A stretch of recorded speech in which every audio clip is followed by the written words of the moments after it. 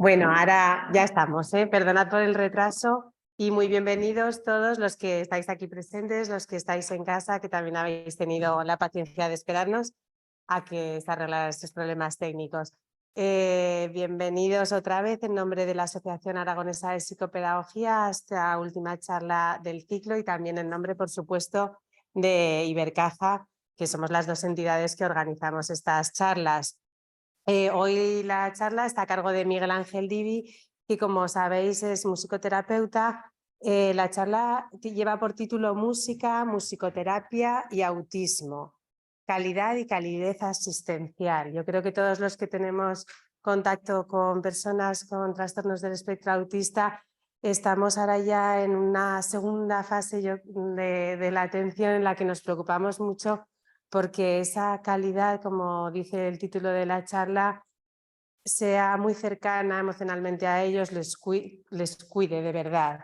Entonces, simplemente ya os presento a Miguel Ángel, os dejo con él, que sepáis que tenemos esta siguiente hora y media en la que, pues, después de la charla, cuando termine, habrá un turno de preguntas, de debate, de lo que queráis, que también podéis participar los que estáis escuchando la charla desde casa, enviándonos las preguntas por el chat. Miguel Ángel es profesor e investigador en la universidad. Él dirige el máster en musicoterapia avanzada en la Universidad de Zaragoza. Trabaja también como musicoterapeuta en el Centro de Salud Mental Infanto-Juvenil Torreón y es miembro del patronato de la Fundación Áptica, miembro también del Comité de Ética Asistencial del Sector Sanitario 2 en Zaragoza, al que pertenece el Hospital Miguel Servet, y pertenece también al Consejo Asesor de Salud Mental del Gobierno de Aragón.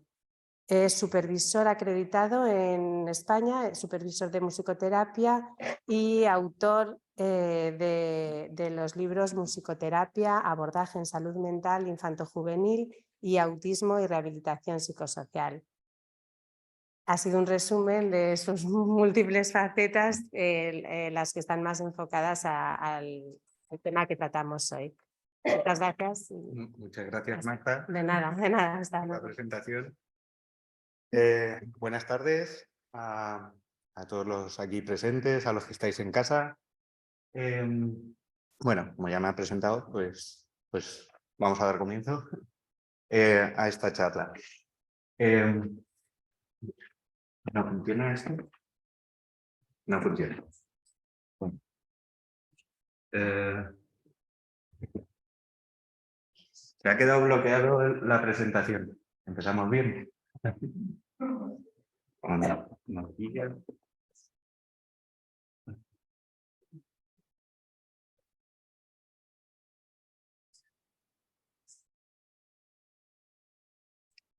Voy a salir otra vez. A ver, ahora.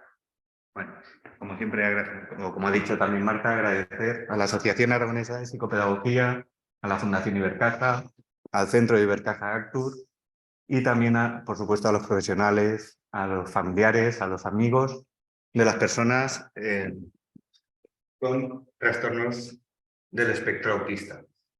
No sé si se me oirá, porque creo que tengo que cambiar manualmente. Bueno, las personas con autismo están en nuestro mundo.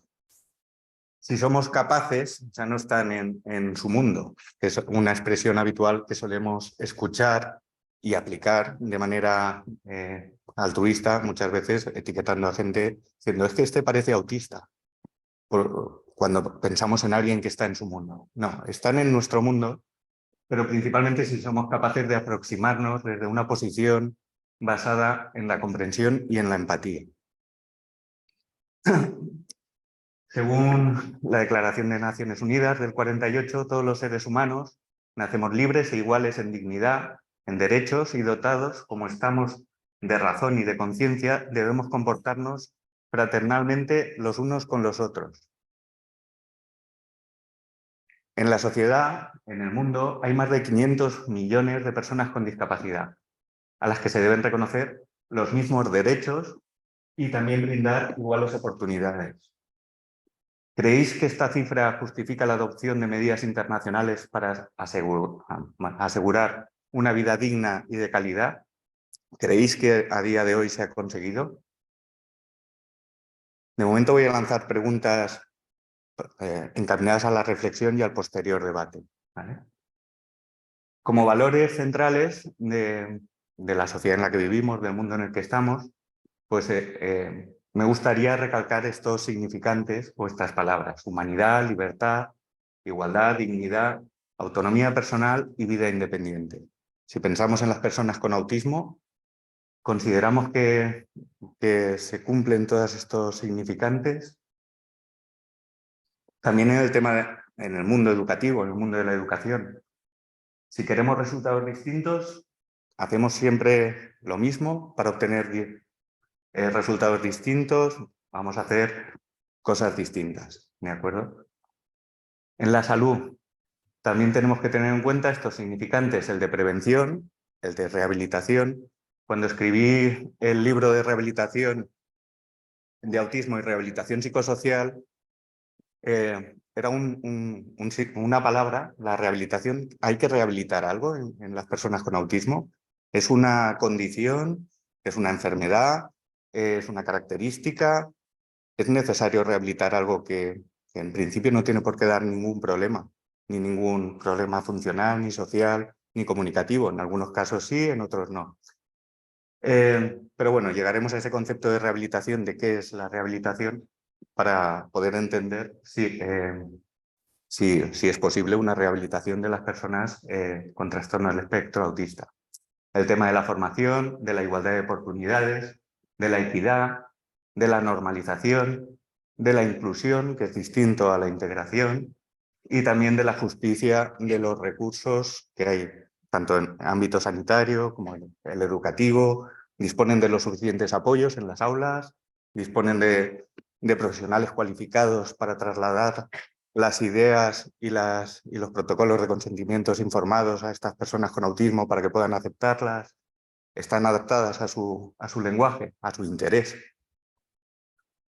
Entonces, se trataría de fomentar actitudes integradoras en toda la población para incorporar e incluir a las personas con autismo, además de desarrollar actitudes de información y de sensibilización en la población. El autismo es una condición del neurodesarrollo que aparece en la infancia y que todavía no se ha encontrado una clara definición. A mí me gusta mucho la definición esta del neurólogo Jorge Nagel. Todavía no puedo definir lo que es el autismo, así que voy a seguir estudiando. Yo, a fecha de hoy, todavía sigo sin saber. Llevo más de 20 años trabajando con personas con autismo y todavía sigo investigando en el autismo porque todavía no tengo ninguna respuesta definitiva a esto. Tenemos que pensar en ideas, creencias, percepciones, prejuicios que tenemos sobre las personas que tienen esta condición. También las emociones, el cómo nos hacen sentir esos comportamientos, o que una persona no tenga lenguaje, o que tenga un interés un tanto bizarro o paranoico incluso, o siempre muy comprometido. Y luego qué acciones y qué tendencias podemos desarrollar con estas personas.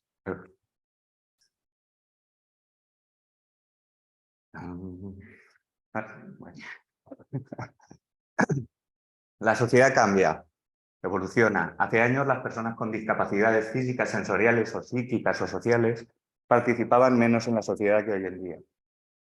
Los cambios estos en la sociedad abren nuevos horizontes en la comprensión, en la investigación y en el conocimiento. Intentaré ir rápido, pero...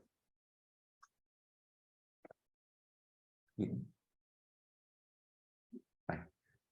Vivimos en una sociedad cambiante, con retos como la atención a la diversidad, el envejecimiento, el desarrollo sostenible y la protección a la naturaleza. Los productos, los entornos, las tecnologías, los servicios tienen que estar concebidos de forma que puedan ser utilizados por todas las personas, independientemente de la capacidad que tengan, las circunstancias y las diversidades. Para ello, la formación es crucial para promover ese cambio de actitud necesario en la sociedad y que acoja los principios del diseño para todos. ¿Está la sociedad diseñada para todos? ¿Qué pensáis? dentro del mundo de una persona con autismo, tenemos una sociedad estructurada para que ellos la puedan comprender, la puedan entender, puedan habitarla de una manera agradable. Las bases de ese cambio se deben establecer en los colegios, en los institutos, en las universidades, en los centros de trabajo, en el entorno familiar y en la comunidad. El gobierno también tiene la responsabilidad de impulsar y desarrollar leyes y políticas que aseguren el disfrute efectivo de los derechos humanos de todos los ciudadanos y de conocerlas y cumplirlas. Bueno, sobre el autismo. Las desigualdades en materia de salud se derivan en situaciones injustas que enfrentan a las personas con discapacidad, como es la estigmatización, la discriminación, la pobreza, la exclusión de la educación y del empleo y las barreras que encuentran en el propio sistema de salud. Según la Organización Mundial de la Salud, 1 de cada 6 personas en todo el mundo sufre una discapacidad importante. Si nos centramos en el tema del autismo, 1 de cada 160 niños y niñas tiene algún trastorno del espectro autista en el mundo. 1 de cada 59 niños de 8 años tiene autismo. Y la prevalencia es 4 veces superior en hombres o en niños que en niñas. Y también varía mucho, esos porcentajes de 1 de cada 59, 1 de cada 160, depende. En Estados Unidos, en América, según el CDC, es 1 de cada 68. Varía entre 1 de cada 50, más o menos, en Europa, en Estados Unidos 68, y hay países donde la prevalencia es mucho más inferior. El estigma que tenemos asociado a las personas con autismo, pues que son personas que no hablan, personas que no se comunican, que no se emocionan, que no... Bueno, podemos decir muchas, o si alguien quiere decir alguna, pues también... pero seguro que tenemos todos una idea preconcebida de qué es el autismo. Pero ese estigma, en realidad, o la conducta o el psiquismo de todos los individuos, también de las personas con autismo, está basado un poco en estos 3 ámbitos de la psique. Uno que sería lo conductual, las emociones y los pensamientos. O como hablaba Freud o Lacan, pues hablaban de lo real, lo imaginario, lo simbólico, imaginación, realidad y sueño. Desde la psicoterapia pues es más pensamientos, emociones y conductas, etcétera. Todas las corrientes psicológicas engloban el psiquismo dentro de todo esto. Es decir, tenemos una parte que vemos de las personas con autismo, pero hay un mundo interior que desconocemos. ¿Y cuál es la mejor manera de trabajar? ¿Trabajar solo lo conductual? ¿Trabajar solo las emociones? ¿Trabajar los pensamientos? ¿O trabajar de manera integrada al individuo? Las personas con autismo, ¿dónde creéis que estudian? ¿Qué itinerarios curriculares o profesionales pueden seguir en nuestro país?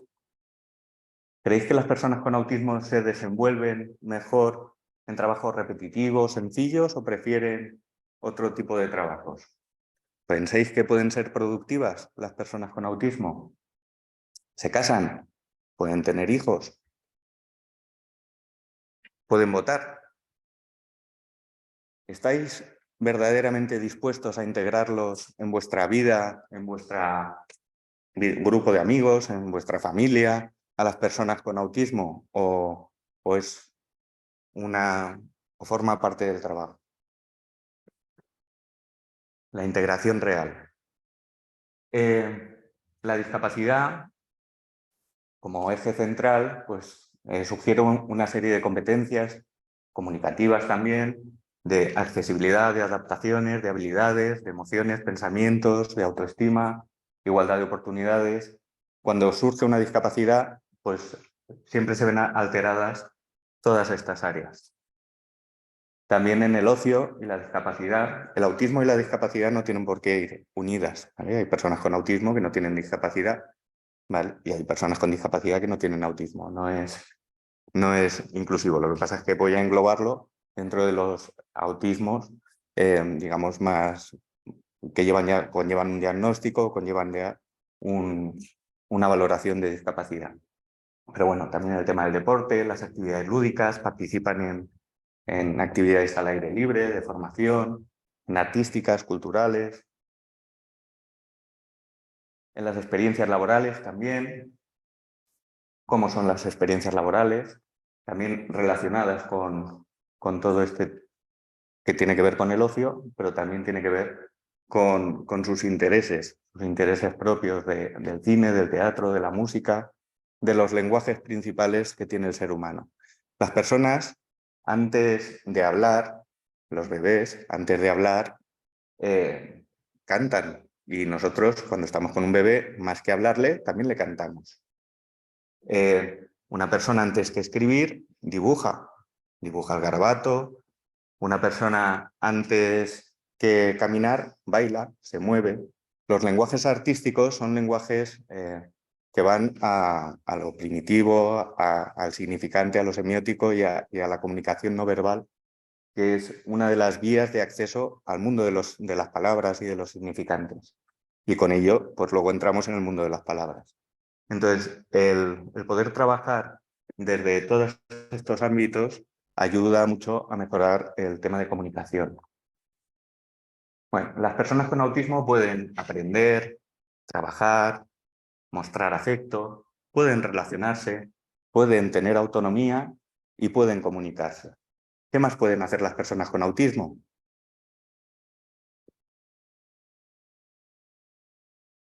Pueden aprender, trabajar. A mí me gustó mucho, esto lo puse hace un tiempo en Facebook, y Aurora me respondió, que es otra musicoterapeuta que está aquí, me dijo, enseñarnos. Y es fundamental. Es lo que principalmente yo he aprendido de las personas con autismo, que me pueden enseñar muchísimas cosas. Me pueden enseñar el camino, me pueden enseñar la manera de trabajar con ellos. Si yo estoy en el saber, es muy difícil abrirse desde la empatía a esos cambios. Sobre el tema de la rehabilitación, que es la rehabilitación psicosocial, la rehabilitación psicosocial es el conjunto de intervenciones y también de apoyos que tiene el objetivo de ayudar a las personas con TEA o con trastorno mental o con cualquier condición a recuperar o adquirir capacidades y habilidades necesarias para el desarrollo de una vida cotidiana en la comunidad de la manera más autónoma y digna, así como en el desempeño y manejo de las diferentes funciones sociales y demandas que supone vivir, trabajar y relacionarse. Entonces, el concepto de rehabilitación psicosocial no solo engloba a las personas con autismo, nos engloba a todos, a mí, a ti, a todos. Todos necesitamos apoyo en un momento de nuestra vida para realizar algún tipo de tarea y para llegar a esa autonomía, porque somos seres sociales y vivimos en sociedad. Entonces, yo no puedo ser sin el otro. Escribí el libro de autismo y rehabilitación psicosocial porque pasé a formar parte de un grupo de trabajo de la Organización Mundial de la Salud en el que teníamos que elaborar un paquete de intervenciones en rehabilitación psicosocial, porque otro de los cargos que no ha nombrado Marta, o sea, yo pertenezco a la Asociación Aragonesa de Rehabilitación Psicosocial y a través de la Asociación Aragonesa de Rehabilitación Psicosocial fui propuesto a la Federación Española de Rehabilitación Psicosocial y a la Mundial de Rehabilitación Psicosocial para participar en este grupo de trabajo de la OMS, que el objetivo era diseñar cuáles son las intervenciones eficaces que tienen evidencia y que se pueden aplicar en todos los países con distintas políticas económicas, sociales en todo el mundo para que fuera equitativo y demás. Entonces, en este grupo estaba formado por 20 personas, había 6 médicos, 4 terapeutas ocupacionales, 3 fisioterapeutas, 3 psicólogos, 2 logopedas, un trabajador social y un musicoterapeuta, que en este caso era yo, y trabajábamos esta evidencia disponible representando a 16 países miembros de las 6 zonas geográficas de la OMS. Después de este trabajo se ha seguido elaborando una revisión del trabajo que hicimos, una revisión por pares y a ciegas, y luego aún le queda, es un informe que todavía no ha salido publicado. Pero bueno, ahí quiero remarcar también la importancia del musicoterapeuta, que es una figura profesional poco reconocida en España, pero que en el mundo sí que tiene su reconocimiento. Hablábamos principalmente o tratábamos de evaluar las intervenciones en evaluación del autismo y el screening, intervenciones farmacológicas, intervenciones de prevención, promoción y restauración, de autogestión, de capacitación y asistencia, otro tipo de intervenciones ambientales, de control de la salud, de habilidades sociales, de psicomotricidad, ya yendo a lo concreto, de musicoterapia, terapias artísticas, creativas, de programas ápticos, rítmicos, de tacto, de sensibilidad, de terapias con animales, de práctica entre varios, de programas de sexualidad, del empleo con apoyo, de la normalización y de las necesidades de las personas con autismo. La esencia, por ejemplo, de la normalización reside en proporcionar a las personas esa dignidad completa que les corresponde por derecho propio. Para mí es uno de los valores principales, sería una ley orgánica, el derecho a la dignidad y a que las personas con autismo deben de gozar de ese derecho. Cuando alguien sube a un autobús y ve a un niño aleteando, gritando, la madre constantemente justificando ante el escenario las actuaciones de su hijo, teniendo que insistir en que es que hace esto porque es autista. ¿Entendéis lo que os quiero decir? Pues hay que dejarle, hay que ver, hay que ponerse... Tenemos que trabajar la empatía como sociedad mucho. Si hablamos de música, la música permite una conexión no verbal con el terapeuta que la aplica, desarrollándose una relación desde la empatía y un acercamiento desde lo humano.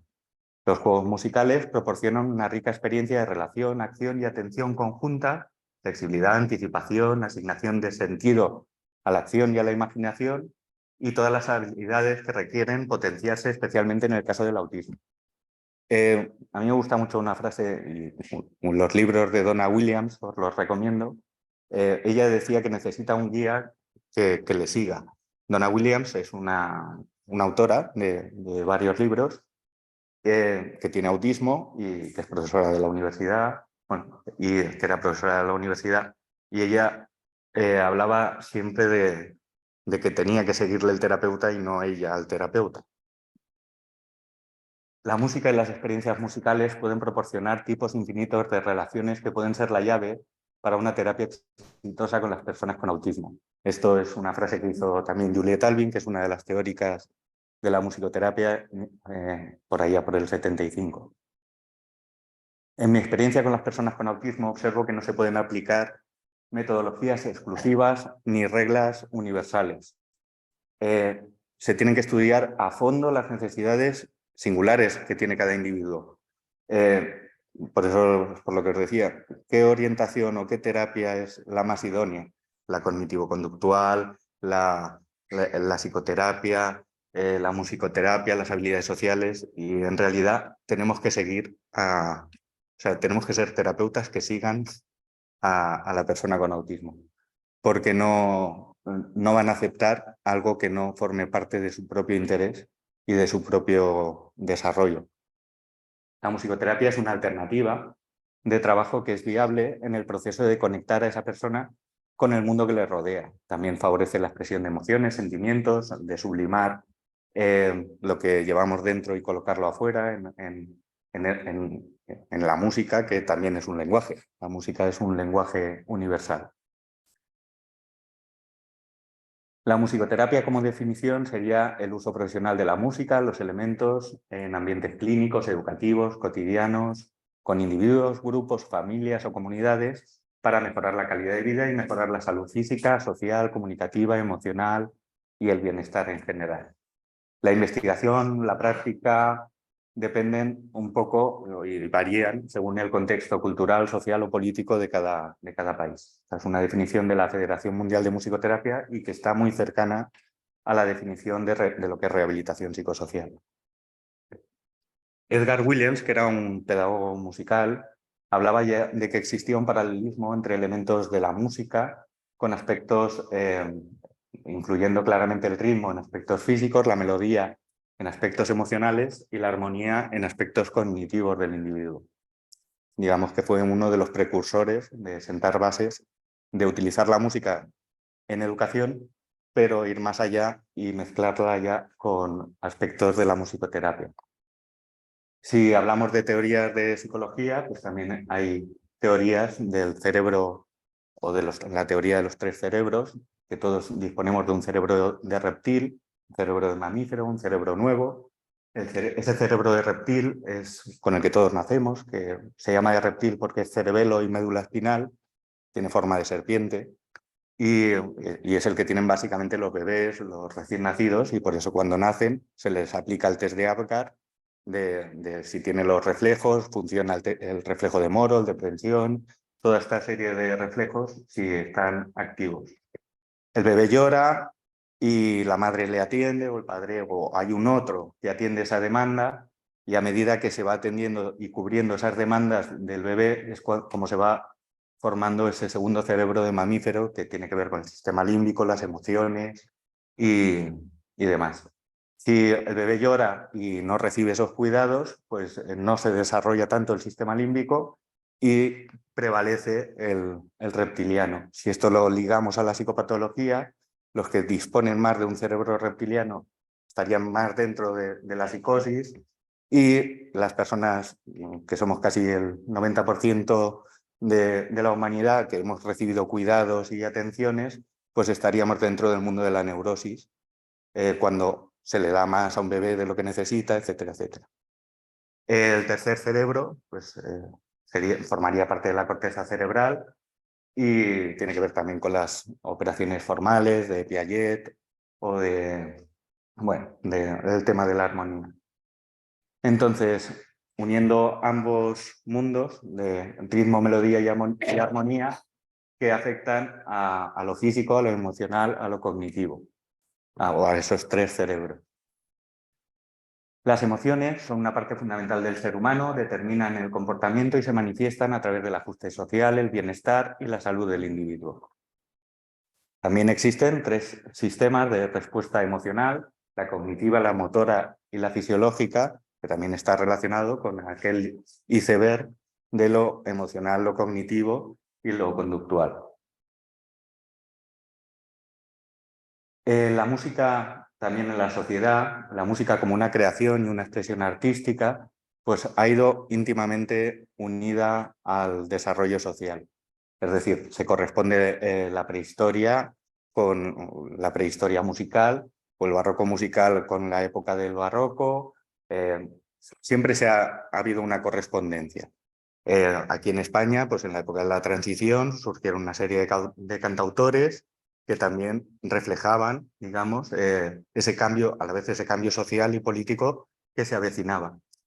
Pero, ¿qué creéis que provoca ese cambio social? Es decir, ¿surgen los movimientos artísticos y eso cambia la sociedad, o cambia la sociedad y eso acompaña a movimientos artísticos? ¿Es el huevo o la gallina? ¿Qué creéis? En realidad no se puede separar la esencia de la sociedad con el movimiento. Y si queremos analizar cómo es una sociedad, tenemos que analizar cuáles son las manifestaciones artísticas de la sociedad en cada momento. Entonces, ahora, ¿qué música escuchamos? ¿Qué música está de moda? ¿Qué música se pone los niños? Pues en realidad es un reflejo de la sociedad, ¿vale? La música tiene muchas funciones, entre ellas la función social, pero también la mágica, la de comunicación, de goce estético, de diversión, un proceso de exploración, de representación simbólica, de sugestión, de ensoñación, de proyección, de expresión emocional, una función catártica también, de expresión de normas e ideologías, de respuesta física, también de sublimación. Cada individuo tiene una necesidad afectiva y la vida emocional es la que marca las motivaciones de la mayoría de nuestros actos vitales. La música es un lenguaje expresivo que ocupa un lugar principal en la sociedad, desempeña distintos papeles en el individuo. Unas veces es consciente, otras inconsciente, unas veces puede ser activo, otras veces pasivo. En ocasiones estabiliza, en otras desestabiliza. ya que responde de manera totalmente distinta a los estímulos musicales que le llegan a cada persona. Es decir, no existen recetas musicales para trabajar con cada persona. Las músicas que me afectan a mí son distintas a las que te afectan a ti o a ti. Entonces no se puede sacar una receta mágica. No se puede decir, Mozart es bueno para todo el mundo. No. o cualquier otro autor. Porque siempre hay una idea, hay un mensaje, hay una intencionalidad del autor cuando compone.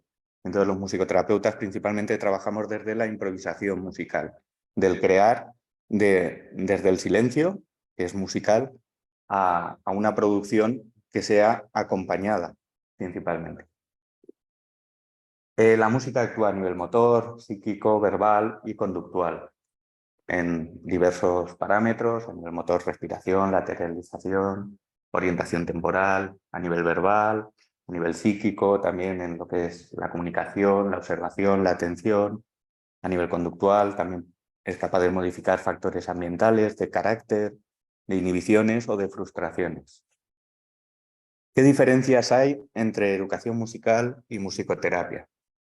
Que también esto es algo que habitualmente me he encontrado a lo largo de mi trayectoria.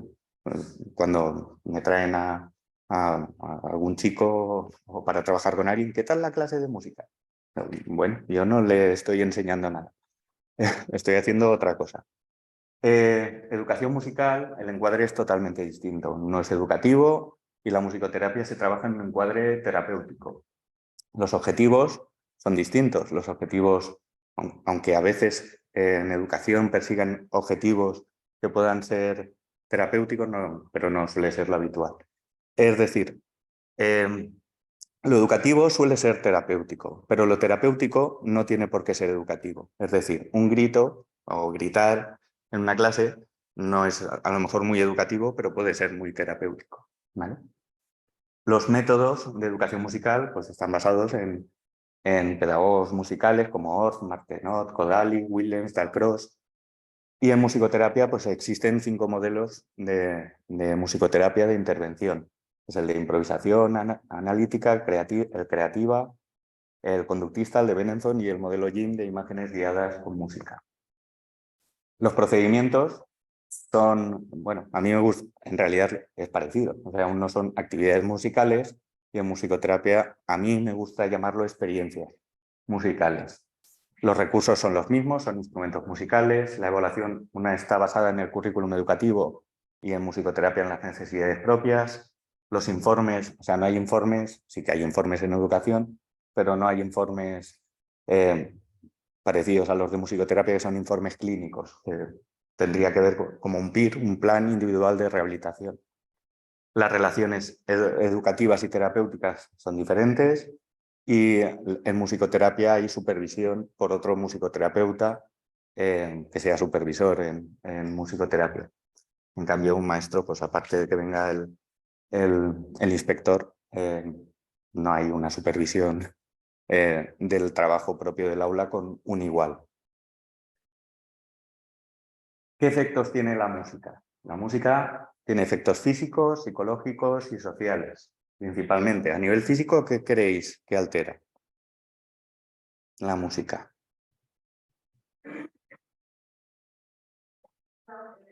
Activa, relaja, pero en algo físico. ¿La respiración con una música o con otra música pensáis que es la misma? ¿O la música modifica la respiración y el ritmo cardíaco, principalmente? Si yo estoy escuchando una música que tiene un cierto tempo, mi corazón va a latir a esa velocidad.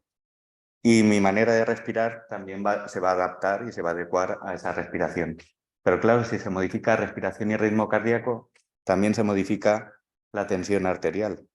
Y por eso también trabajamos en contextos clínicos y se puede trabajar el tema de la hipertensión, de la hipotensión.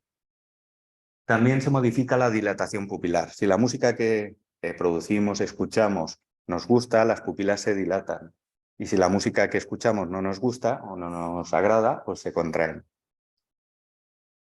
la función endocrina. Si la música nos gusta, pues liberaremos endorfinas, oxitocina y una serie de enzimas y de hormonas que van a ayudar a mejorar nuestro bienestar. De la misma manera, si no nos gusta, por eso dicen que la musicoterapia es inocua. Y yo soy partidario de que no, o sea, también puedes hacer daño. Si te duele algo y viene alguien a cantarte algo o con un sonido que no te es agradable, te va a hacer más, te va a doler más esa parte del cuerpo, ¿vale? Si se modifica todo lo anterior, la temperatura corporal también se modifica. La actividad cerebral. Podemos pasar de estar en ondas alfa, en ondas beta, en ondas gamma, escuchando o produciendo música, que tiene que ver con lo que decía la compañera, de relajarse o activarse o llegar a un estado un estado incluso alterado de conciencia. Existen tres formas principalmente de llegar a estados alterados de conciencia. Uno es la música y el ritmo, otro es la hiperventilación y otro son la farmacología y las drogas. Se modifica el mundo emocional, se modifica el sistema inmunológico, las defensas aumentan, el tono muscular, el metabolismo, la piel y la sudoración, las reservas coronarias, los movimientos peristálticos también se modifican. No es lo mismo comer en un McDonald's, ¿verdad? ¿Qué música ponen en el McDonald's? Que comer en un restaurante caro donde ponen música clásica, calmada o nuestro ritmo corporal se va a modificar también y nuestros movimientos de digestión. También aumenta la resistencia al dolor, la saturación de oxígeno, etc. A nivel psicológico hay que desmembrar las cualidades y los elementos de la música. Entonces la frecuencia a nivel psicológico, una frecuencia aguda, pues activa, altera, y una frecuencia grave pues relaja y provoca más calma. Por eso los tibetanos se relajan haciendo y no. ¿De acuerdo? El volumen ocurre lo mismo. Un volumen elevado pues nos va a activar y un volumen suave nos va a relajar. En cuanto al timbre, pues también es una cualidad muy peculiar y personal de la música, el color de la música, que tiene que ver con que se nos ponen, por ejemplo, los pelos de punta, se nos eriza el pelo con un cantante cantando una canción, pero en cambio con este otro cantante que canta la misma canción no me sucede. O sea, es esa cualidad personal, es lo que nos hace diferenciar un violín de otro o un violín de un violonchelo. El ritmo ocurre parecido, un ritmo rápido nos va a activar, nos va a energetizar, un ritmo suave nos relajará, la melodía entraría un poco dentro del mundo emocional, modos mayores, modos menores, modos griegos en música, pues provocan emociones y sensaciones diferentes. Y el tema de la armonía pues está más unido al tema cognitivo. Otra cualidad importante de la música es que es asociativa. Todo lo que escuchamos nos lleva nuestro cerebro inmediatamente a esa primera vez que lo escuchamos. Si yo pongo aquí sonidos filtrados de agua al corazón materno, etcétera, etcétera, pues hay regresiones en ocasiones otra vez al vientre materno y este fundamento pues a veces que lo aplica Tomatis, la metodología Tomatis, etcétera. Pero bueno, es lo que también a las personas con Alzheimer, donde también trabajan los musicoterapeutas, la música es una de las últimas cosas que el cerebro olvida, porque va a un lugar de la memoria distinto que las palabras, distinto que lo que yo os estoy contando, únicamente enciende áreas de vuestro cerebro frontales de control y áreas principalmente del área de Broca, del lenguaje.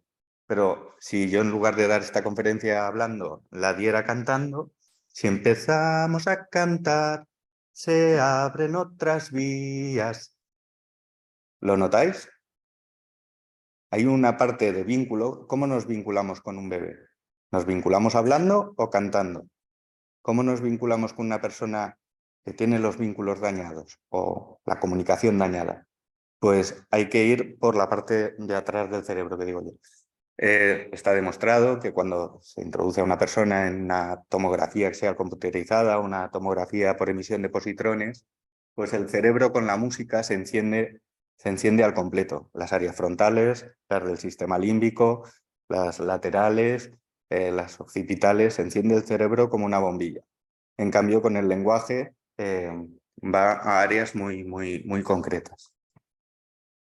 A nivel social, pues favorece la comunicación, es un agente socializante y, por supuesto, un lenguaje universal. La voz también está muy relacionada con el sistema nervioso y se puede alterar por cambios en la presión del aire, por el mal funcionamiento también de algún órgano o por una alteración en el sistema nervioso. ¿Qué quiere decir esto también? La voz de las personas con autismo suele ser muy particular. Es como que cuando nosotros nos grabamos en el móvil nuestra propia voz y luego no nos la reconocemos, pues yo creo que sienten algo parecido. Ellos escuchan su voz y tienen, la gran mayoría, hipersensibilidad a sonidos, a formas, a colores. Se escuchan y no se reconocen en su propia voz. Y por eso hay veces que personas con autismo se sienten mejor expresándose en otra lengua o hablando con voces de dibujos animados o la voz de otro, que no sea la suya propia, porque no se la reconocen. Eso es algo que yo he observado y que es discutible, por supuesto, como todo. El canto también es algo interesante, porque también tiene muchas cualidades terapéuticas, como ser la única expresión musical para la cual yo no necesito nada externo para poder realizarla. Para cantar solo necesito mi propio cuerpo, mi propia voz. Y para la música, en realidad, también teniendo mi cuerpo, puedo hacer música, puedo hacer ritmos. Yo he conectado con muchas personas con autismo principalmente desde el silencio, y una vez se empieza a producir, pero el silencio en realidad no existe, siempre hacen algo. Respiran, se mueven, se balancean, y eso produce una serie de ritmos, oscilaciones. Entonces, acompañando desde esos ritmos, pues te colocas en su lenguaje. Y una vez ya estás en su lenguaje, pues puedes hablar con él y comunicarte. No sirve de nada que yo esté en otro lenguaje y él en su lenguaje. Si él está ahí y yo estoy aquí, pues no, yo me tendré que tirar al suelo y hablar en su propio idioma. Y poco a poco irá entendiendo o abriéndose a cuál es el mío. También es el medio de autoexpresión más personal en cuanto a melodía, letra y elementos musicales. Ayuda también a revalorizar el canto, ayuda en reeducación de personas también con problemas de lenguaje. Una vez estuve con un chico con autismo que me decían los papás que no hablaba, y sencillamente con dos pelotas que tenía, piripín, piripón, la pelota de ping. Y al final el niño, irritado porque yo estaba utilizando un agudo, agarra las pelotas, ¡pon! Ya habla. Es muy sencillo. Porque también nuestro cerebro, igual que si vemos un círculo que no está completo, tiende a cerrarlo, pues también ocurre lo mismo con una frase musical inacabada. También puede ayudar a exaltar sentimientos elevados, ayudar en el diagnóstico. ¿Verdad que si os llama vuestra madre o vuestra pareja o vuestro hijo por teléfono, sabéis si le duele algo, si está acatarrado, se encuentra bien, está triste, está alegre? Esa cualidad del timbre y de la voz es una herramienta de diagnóstico fundamental. Yo no sé por qué los médicos no la utilizan tanto, pero una persona cuando empieza a sufrir o le duele algo, la voz se modifica. Entonces, ayuda mucho a anticipar o a prevenir ciertas conductas o cuestiones que puedan verse comprometidas. Y, por supuesto, también el canto ayuda a cultivar la memoria, la inteligencia, o puede ser un medio extraordinario de socialización. El silencio normalmente incomoda, y por ello tenemos que crear. Cuando yo estoy en silencio con personas con autismo, al final también se incomodan y empiezan a crear. Y entonces, pues ahí en ese crear es cuando puedes empezar a caminar. De la misma forma ocurre con el caos. El caos también incomoda y también te lleva al mismo punto, al de crear. Tanto en el silencio como en el caos existen oportunidades de trabajar. Ya en el Antiguo Egipto, por ejemplo, existía un símbolo jeroglífico que representaba a la música, la salud, la fertilidad y la felicidad en ese mismo signo jeroglífico, que era el sistrum, y se utilizaba para denominar todas estas cuestiones. También tenían su propia diosa, que casualmente era la misma diosa, la de la danza, que la de la música, la alegría, la sexualidad, el cuidado materno o el amor.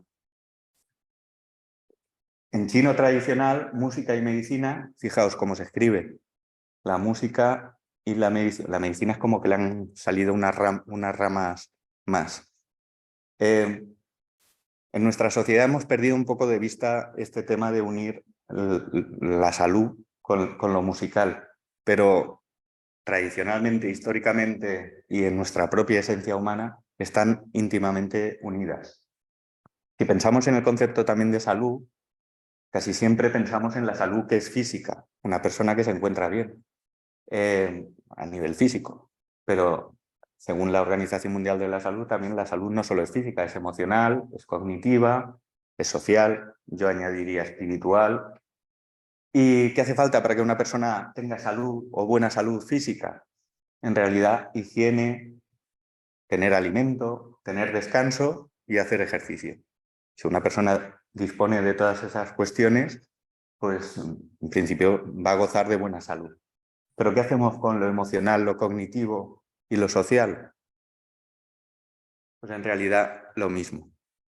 Tenemos higiene emocional, alimentamos nuestras emociones, les damos descanso a las emociones, hacemos ejercicio emocional. A nivel cognitivo, lo mismo. Limpiamos nuestros pensamientos, hacemos ejercicio de pensamientos, los limpiamos, los alimentamos, o nuestras relaciones sociales. Las alimentamos, las relaciones sociales, les damos ejercicio, les damos descanso a las redes sociales. A mí también me gusta mucho relacionar todo este tema de la salud con el tema de las rabietas. Las rabietas en la infancia con autismo y en la infancia sin autismo. Pero para hablar de rabietas, prefiero hablar siempre de las rabietas de los adultos. Las rabietas de los adultos están muy relacionadas con el horóscopo. ¿En el horóscopo de qué se habla? De salud, amor, dinero y trabajo. Si un adulto no tiene salud, no tiene amor, no tiene dinero y no tiene trabajo, pues tiene una buena rabieta. O basta que cualquiera de esas 4 patas de una mesa flaquee para que ya no me sienta completo. Entonces es una mesa de 4 patas que tiene todos estos condicionantes. Y a los niños en realidad les pasa lo mismo. Los niños tienen rabietas, lloran, se alteran cuando sienten dolor, que está relacionado con la salud, les duele algo y entonces empiezan a poner raros. Cuando necesitan afecto, está relacionado con el tema del amor. Cuando tienen hambre, también, ¿tenéis hijos? ¿Cómo se ponen cuando tienen hambre? O cuando están ya pasados de rosca, que necesitan dormir, que también está relacionado con el trabajo y el periodo de descanso, etc. El terapeuta sugiere imágenes, fomenta la actuación, controla las resistencias, evoca sentimientos y hace preguntas, juega con la tensión, relajación muscular, la música tiene su propia respiración musical y sugiere también que el paciente dibuje, escriba, verbalice lo que ocurre. Todos los terapeutas, todos los maestros deben de procurar tener buena salud, estabilidad emocional, comprensión, deseo de enseñar a los demás, paciencia y tacto. ¿Veis? Yo soy terapeuta y me pongo todas estas medallas. Facilidad de comprensión, sensibilidad emocional, sensibilidad musical y artística, creatividad, gran capacidad de intuición, dulzura y firmeza de carácter. Así. Pero es que todo eso está dentro de todos vosotros. Y todo es entrenable también. Lo que pasa es que hay veces que hay que verlo escrito para ver, y eso no significa que uno siempre va a estar estable emocionalmente. En la vida hay momentos donde hay que reír, donde hay que llorar, donde hay que enfadarse y donde hay que entender qué nos está sucediendo. Y las personas con autismo muchas veces necesitan también esa estructura, también desde el lenguaje formal. Muchas personas con autismo acceden al lenguaje a través del lenguaje culto, del lenguaje formal, del por favor, del gracias, del señor, buenos días. Cuando está estructurado el lenguaje de una manera distinta y menos caótica, en plan formal, acceden mejor también. El profesional tiene que desarrollar la confianza y la motivación, crear espacios para expresar las emociones, sentirse entendidos, buscar disminuir la ansiedad si la hay. Autismo no es solo una palabra.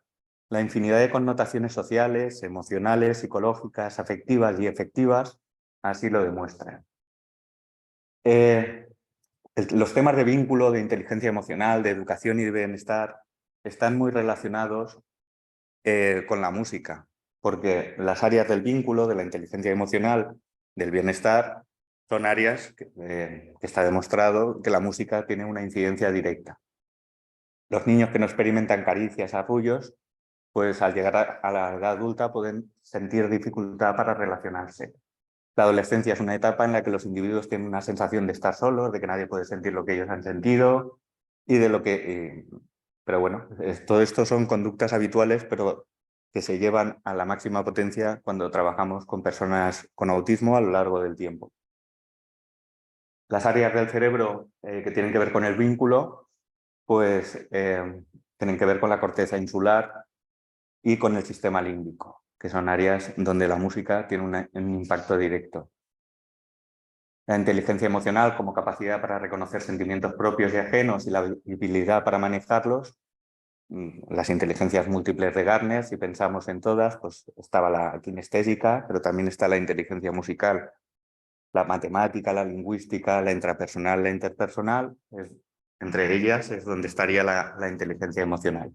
Yo creo que la música es capaz de trabajar todas las demás, porque trabaja las matemáticas, trabaja la lengua, trabaja el espacio, trabaja el movimiento, trabaja lo intrapersonal y lo interpersonal.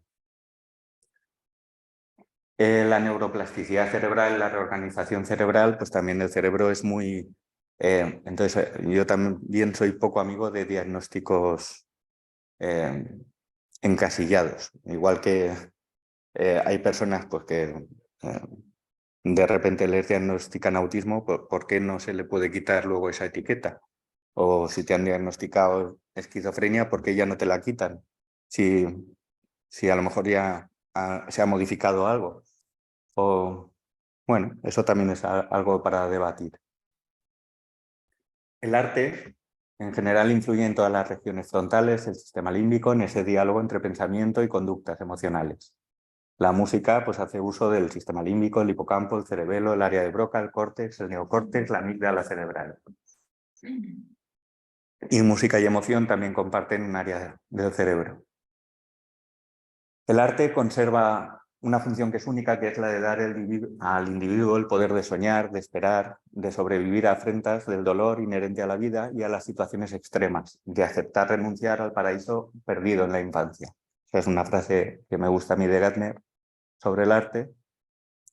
La OMS también publica una correlación entre esa dificultad, problemas en la edad adulta cuando hay carencia en la primera infancia, y eso supone una llamada de atención a modos tradicionales de atender a la infancia. Por ello es importante que la sociedad evolucione y cambie. Aproximadamente la mitad de los trastornos mentales se inician antes de los 14 años y el arte y la música sirven para trabajar las emociones, los pensamientos y también aliviar el sufrimiento. Del conjunto de todas las discapacidades, el trastorno mental estaría asociado a la tasa de desempleo más alta, entre el 70 y el 90%. Y las personas con autismo se suelen colocar también de bajo rendimiento, bajo funcionamiento, suelen tener una muy baja colocación laboral. En general, la musicoterapia ayuda a mantener habilidades, puede reducir la medicación, mantiene la conexión con el mundo, mejora la autoestima, canaliza y expresa emociones. ¿Dónde se aplica la musicoterapia? En contextos educativos, en educación especial, en centros geriátricos, en hospitalarios, en centros de trabajo, centros de día, en centros penitenciarios, en contexto familiar también se puede aplicar. Siempre que hay dificultades con terapias verbales, porque hay algún problema de comunicación o de deprivación lingüística, esas dificultades con terapias verbales, porque normalmente esa deprivación lingüística genera mutismo, agresividad, hiperactividad o resistencias.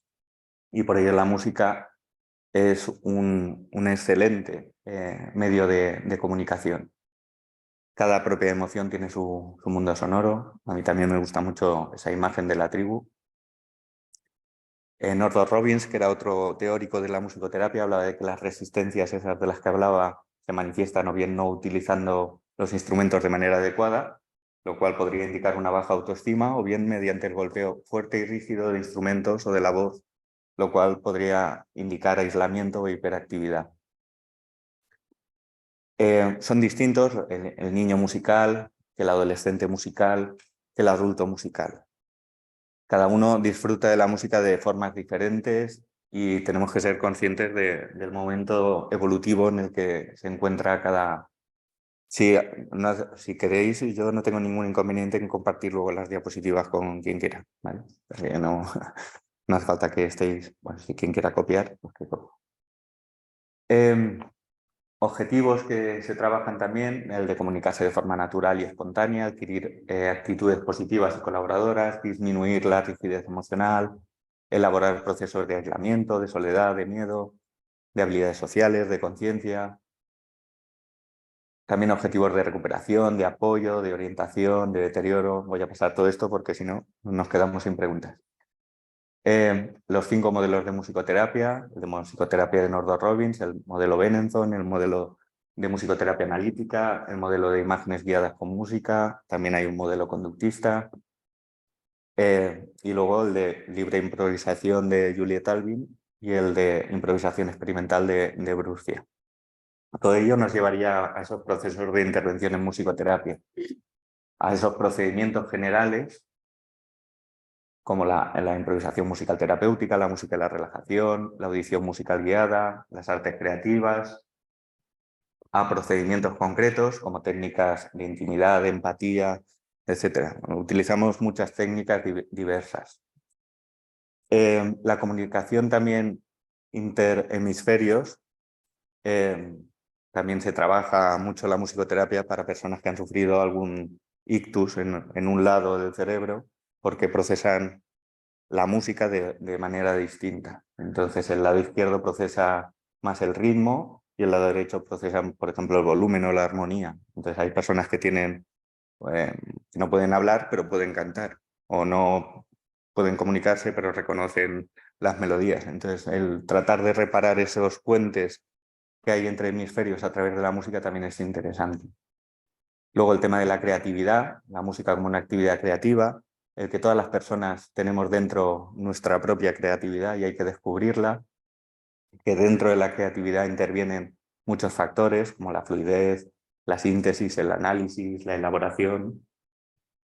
La evidencia científica que hay de la musicoterapia, por ejemplo en esta guía del 2022, un informe del Ministerio de Sanidad, habla de que existe evidencia de alta calidad y bajo riesgo que señala que la musicoterapia, cuando es impartida por profesionales con formación académica y clínica especializada, puede ayudar a los niños y a las niñas con TEA a mejorar habilidades como la interacción social, la comunicación verbal, el comportamiento inicial y la reciprocidad socioemocional en comparación con la terapia habitual o con el placebo a corto y medio plazo.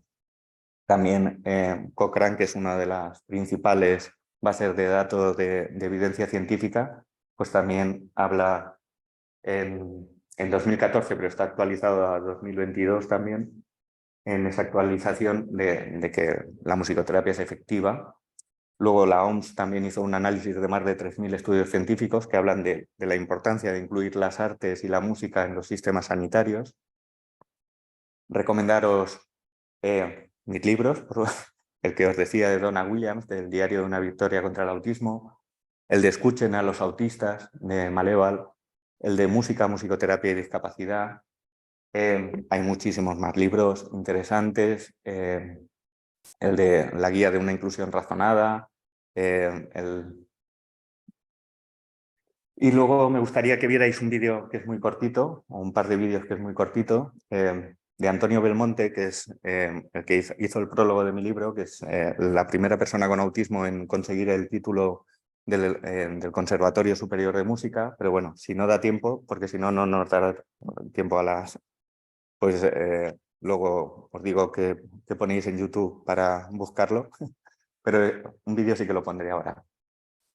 El proyecto de IDEAMS del Torreón también, algo que decir, hay un documental también muy interesante. En definitiva, disponemos de recursos útiles de diferentes lenguajes, el verbal, el no verbal, el musical, el artístico y el emocional. Me gusta mucho esto de los 3 filtros de Sócrates, la música y la musicoterapia. Si es cierto que funciona, es bueno y es útil, pues yo creo que supera esos 3 filtros, con lo cual debemos llevar la música más a nuestra vida, a nuestras aulas y a las personas con autismo. Más bibliografía, el libro del encuentro de Samar y de Gracia Vizcasillas, Alguien en algún lugar, de Lorna Wing. También hay libros interesantes y enlaces pues, que también os los pasaré.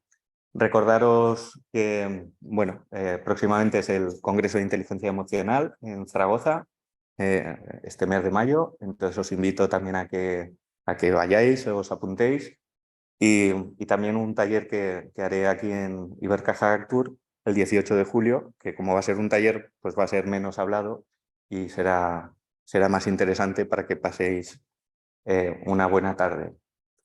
Luego también en recuerdo y en agradecimiento, en memoria de que recientemente ha fallecido este fin de semana Antonio Relova, que era un compañero de la Asociación Aragonesa de Psicopedagogía, al que todos los que hemos pertenecido y pertenecemos a la asociación, pues nos ha ofrecido mucho. Y nada, de todo lo que he dicho solo vais a recordar el 7% lo que he dicho. En cambio, un 38% la calidad de mi voz. Un 55% si me he movido, el color de mi piel, la postura, los movimientos. Así que me callo ya y os pongo el vídeo y pasamos a las preguntas mientras tanto, ¿vale? Gracias.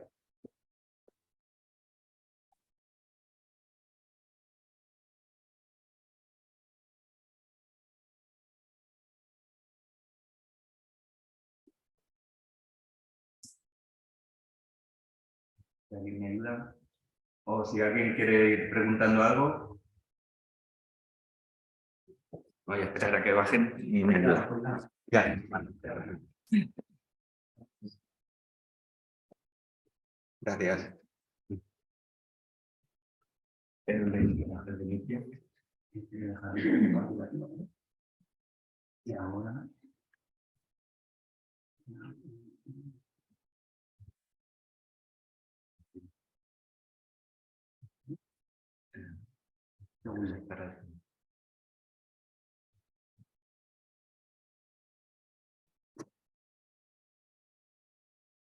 Os quiero poner un vídeo de una sesión de musicoterapia de un musicoterapeuta de Reino Unido, pero bueno, que se ve muy bien, yo creo, esa comunicación.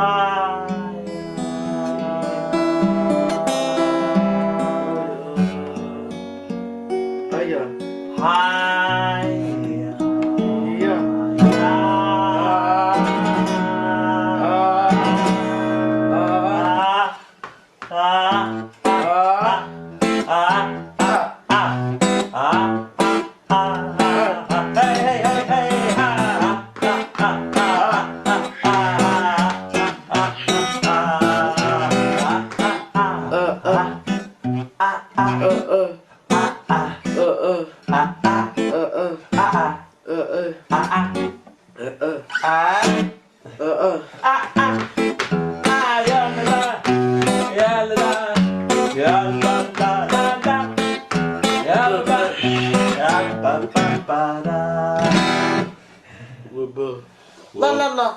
La la la la la la la. Ay. Ay. Ay. Ay, ay. La la la la. La la la la. La la la la. Ay. Ay. Ay. Ay. Ay. Ay. Ay.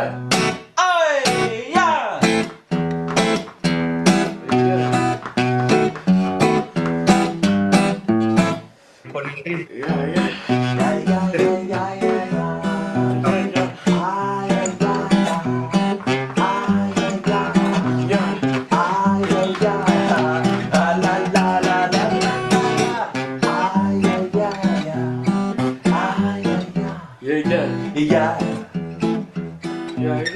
Ya, ya, ya, ya.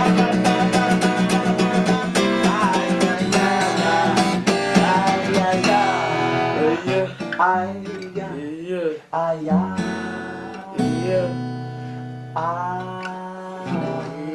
Yeah, yeah, yeah. Oh, oh, oh. Oh, oh, oh.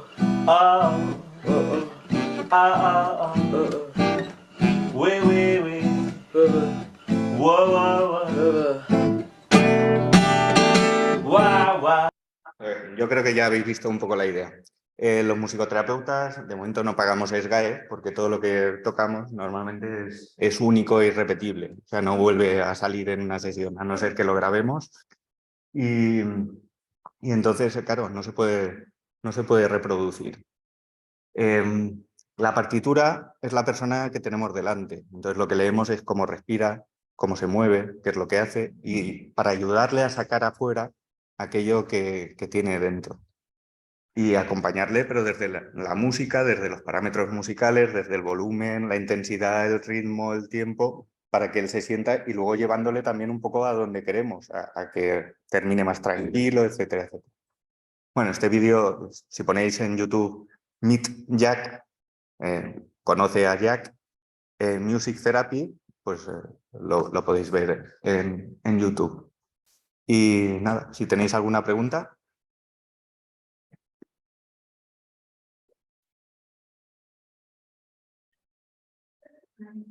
En personas con hipersensibilidad, ¿cómo adaptar las sesiones individuales?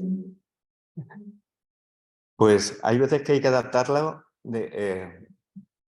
Vamos, yo siempre digo que es como adaptar su propia casa. Es decir, desde la luz, que puede ser lo que le moleste, desde el sonido, de si hay hay veces que hay ventiladores, aires acondicionados, y todo eso le está perturbando, produciendo una sensación de angustia. Y nos pasa a todos. Lo que pasa es que ellos hay veces que lo sienten y lo notan.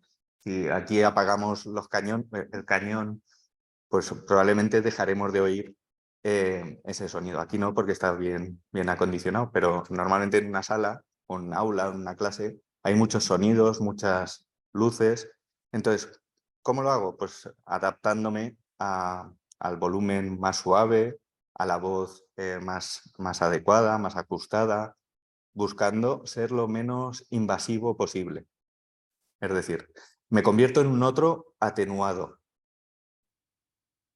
que no va a proponer, no va a dirigir, no tengo el saber de lo que le pasa, porque en realidad ningún profesional lo tiene. Yo siempre digo, bueno, a mí me han contratado, bueno, no me han contratado, yo he trabajado en un grupo de expertos en autismo, pero yo nunca me he sentido experto en autismo. El experto en autismo es una persona que tiene autismo, un familiar de una persona con autismo. Yo he trabajado 20 años con ellos, pero no me considero un experto en autismo. Entonces, siempre busco ir de su lado, o sea, que me acompañe a donde es un acompañamiento. Yo le doy la mano, él puede cogerla o negármela, vamos a caminar juntos, y nos vamos luego también a caminar juntos a comprar el pan, ¿por qué no? Porque eres capaz de meterlo en tu vida, en tus redes sociales, en tu a que conozca a tu familia, a irte un día a tomar un café con él.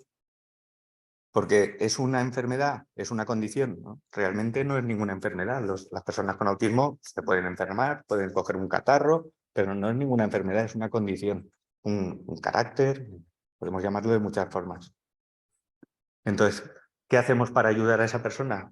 ¿Qué hacemos para ayudar a una persona que no tenga autismo, pero con la que tenemos dificultad? Pues adaptarnos nosotros, no pretender que se adapte él. Entonces, eso en la institución educativa es muy difícil. Entonces, cuando la institución es capaz de flexibilizar, y eso pasa en muy pocos lugares, el Torreón es uno de los lugares donde sí que pasa, que es capaz de flexibilizar la institución y modificar los tiempos, los horarios. ¿Por qué? Porque las clases son de 50 minutos. Porque lo dice, pero a lo mejor no aguanta 50 minutos o a lo mejor aguantaría más. Entonces, claro, están en otro mundo, ¿no? Nosotros no estamos en el suyo.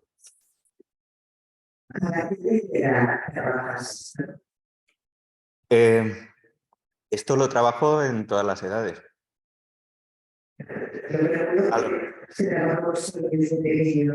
Sí. Ya.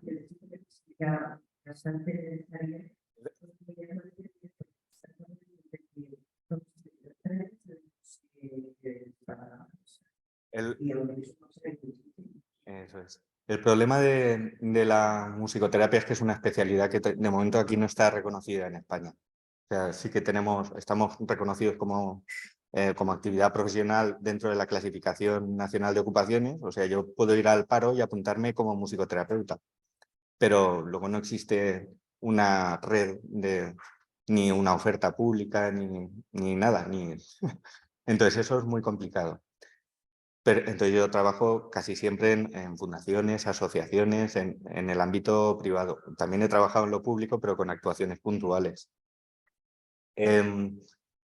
Y se puede trabajar en todas las edades. De hecho, hay que trabajar en todas las edades. O sea, hay que trabajar desde los recién nacidos hasta las personas adultas, ancianas, personas ancianas con autismo, personas que conviven en pareja y que han tenido hijos y que necesitan a lo mejor alguna ayuda en las actividades de la vida diaria y que en ocasiones el ocio y la música y el arte les puede abrir una serie de puertas. Pero también trabajar desde la normalización y no desde lo patológico. Desde la oportunidad. Las personas con autismo tienen mucho que ofrecer y muchas, o sea, una maravilla de cuando te pones en ese camino de seguirles, descubres un montón. Y ellos desarrollan un montón. Y luego o sea, yo, por ejemplo, con Antonio Belmonte, que os invito a que veáis el vídeo este de YouTube para conocerlo, que si ponéis presentación Antonio Belmonte, pues conocéis un poco la vida de este chico, que tiene un 85% por ahí de discapacidad, le cuesta mucho lo verbal, pero en cambio, y entonces yo desde la asociación Crearte estuve con la familia un poco ayudando a hablar con la administración y la administración educativa para que le adaptaran los exámenes, porque la literalidad del lenguaje, el que le pregunten en un examen, pues él jamás iba a aprobar, pero es un chico con oído absoluto que toca más de 15 instrumentos y los toca a la perfección. Entonces, claro, es más músico que muchos, que muchos de conservatorio. Sí, sí.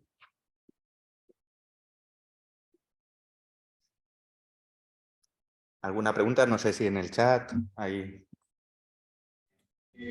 No, Miguel Ángel, en el chat no hay ninguna pregunta. Vale, gracias. ¿Algo que queráis comentar?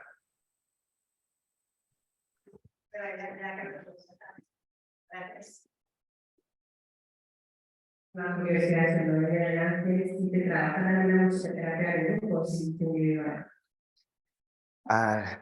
Yo trabajo en individual y en grupo. En grupo también se puede trabajar, pero es distinto.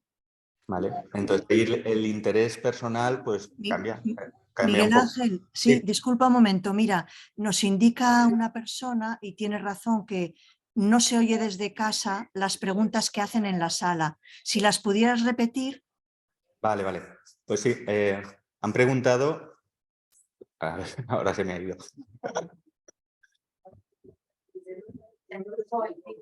Eso, que si trabajo en grupo o en individual. Entonces, yo trabajo en ambos formatos. Me gusta más en individual en según qué casos y en según qué casos en grupal.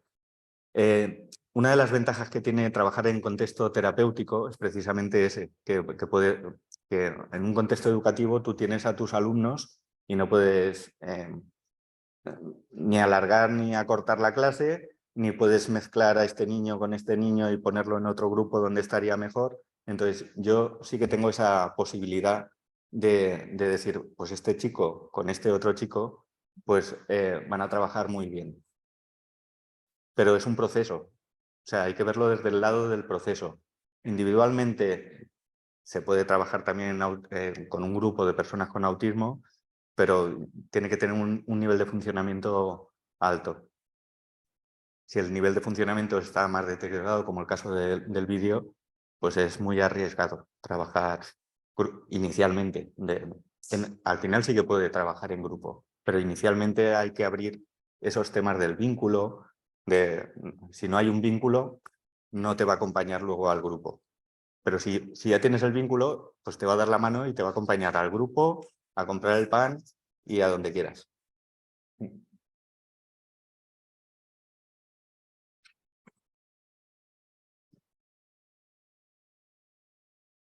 Pues nada, no sé si... Muchísimas gracias, son sí, 1:30 más o menos. disculpa, Sí. Miguel Ángel, mira, hay una pregunta. ¿Qué podemos hacer cuando un autista se tapa los oídos en un espectáculo, cine, teatro? Hay personas con autismo que utilizan cascos y se ponen cascos, se ponen tapones de oídos. También se puede hablar cuando es un espectáculo y bajar el volumen o habilitarle un lugar en la sala más alejado de los altavoces. Se puede hacer participar a las personas con autismo, pues eso, buscando de qué manera, preguntando también. O sea, el derecho de autonomía, de decisión, a lo mejor el chico con autismo quiere asistir a ese espectáculo. Una vez está dentro, se da cuenta de que le sobrecarga o lo sobresatura, pues hay que hablar con él y buscar un lugar donde sí que va a ser, se va a encontrar bien, se va a encontrar tranquilo, a gusto, que hay veces que puede ser incluso por el olor de la persona que tiene al lado, puede ser y pensamos que es el altavoz. Algo que me encontraba yo muchas veces era, pues eso, niños autistas que pegaban a la fuente de sonido, pegan el oído, y eso también tiene un porqué. O sea, no significa que les guste mucho la música o ese sonido. El sonido con un volumen elevado en realidad te aísla del otro. ¿Vale? Tiene un efecto psicológico, el volumen alto, a la vez que produce sed, y por eso en los cines cada vez el volumen es más alto, porque produce sed, consumes, comes palomitas y por eso consumes más. Y por eso los cines ganan más dinero. Pues yo que he tocado en orquestas también durante muchos años, en las barras nos decían que teníamos que tocar a un mínimo de decibelios porque si no, no se producían ventas en las barras. Y las personas con autismo hay veces que utilizan la fuente de sonido para aislarse del otro. Que eso también lo habéis visto en el autobús cuando alguien lleva los cascos a tope, que en realidad es para aislarse de los demás, o cuando tu hijo adolescente se va a su habitación, pone la música a tope para dejar de escucharte. Es para aislarse y no es porque le guste. Entonces hay que averiguar, indagar por qué se tapa los oídos. Hay veces que puede ser otra historia. Entonces, el preguntar siempre nunca está de más. Y el entender la respuesta, pues ahí es donde entra en juego otras cosas. Pues muchas gracias a todas, a todos por haber acompañado este ratito. Y si me escribís un correo, yo os mando la presentación. Mi correo es musicaymedicina@gmail.com y si alguien la quiere, pues se la mando. O si alguien quiere comentar cualquier otra cosa otro día, pues también. Tengo 3 hijos, un perro. Cuando pueda respondo. Siempre respondo, pero el cuándo no lo sé.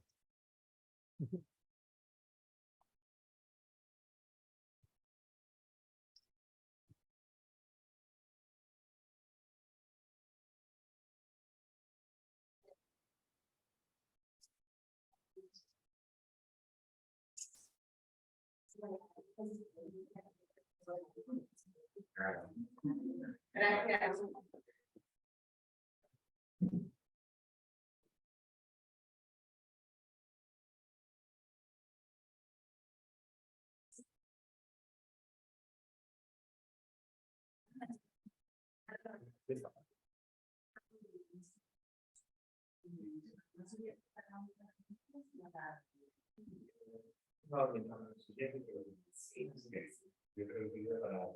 Y este también para la gente que había para todo el público. Gracias.